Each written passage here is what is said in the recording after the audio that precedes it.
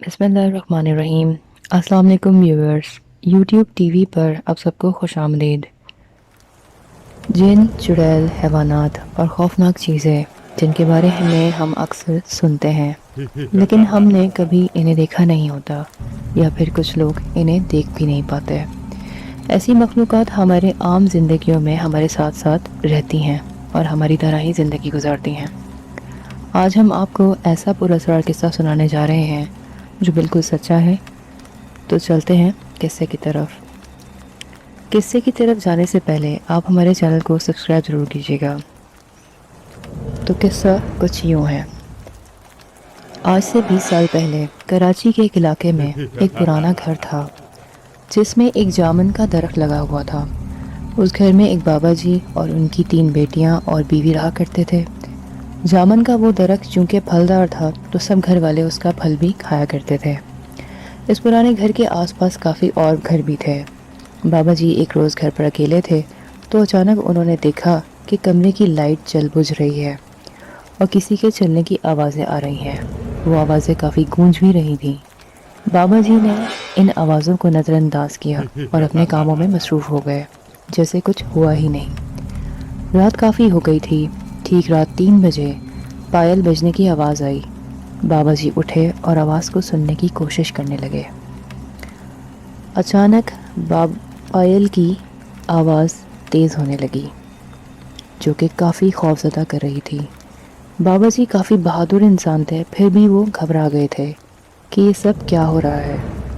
उन्होंने देखा कि दरख्त के नीचे एक औरत लंबे बालों में बैठी है जिसके हाथ पांव मुड़े हुए हैं और आंखें सफ़ेद हैं। अजीब सी मुस्कुराहट के साथ बाबा जी की तरफ देख रही है। वो रात बाबा जी के लिए बहुत ही मुश्किल थी। अगली सुबह जब सब घर वाले वापस आए तो उन्होंने सारा किस्सा अपनी बेटियों और बीवी को बताया। बेटियों ने कहा, अब्बा आपका वहम होगा, यहाँ कुछ भी नहीं। इस तरह दिन गुजरते रहे। एक रोज़ अम्मा सो रही थी जो कि उन बेटियों की वालदा थी। उन्हें ऐसा लगा जैसे कोई उनका गला दबा रहा है। ये अमल उन बूढ़ी अम्मा के साथ रोज़ होता रहा और एक दिन बूढ़ी अम्मा जो बेटियों की माँ थी एक रात सोई और अगली सुबह उठी ही नहीं। किसी चीज़ ने उन्हें मार डाला था क्योंकि घर वालों ने उनके गले पर उंगलियों के निशानात देखे जो कि किसी इंसान के तो नहीं लग रहे थे। ये काफ़ी अजीब बात थी। फिर चंद माह बाद उनकी बेटी के साथ भी यही हुआ कि कोई चीज़ उसे तंग करती। दरख्त के नीचे एक चुड़ैल बैठी नज़र आती जिसकी आवाज़ें भी आती थीं। घर वाले बहुत परेशान थे। घर वालों ने मिलकर ये सोचा कि इस दरख्त को कटवा देते हैं ताकि ये चुड़ैल यहाँ से चली जाए। उन्होंने ये दरख्त कटवा दिया लेकिन कोई फ़ायदा ना हुआ।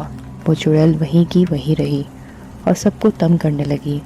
कभी घर में खून नज़र आता, कभी पायल की आवाज़ें और कभी रोने की ज़ोरदार आवाज़ें भी आती।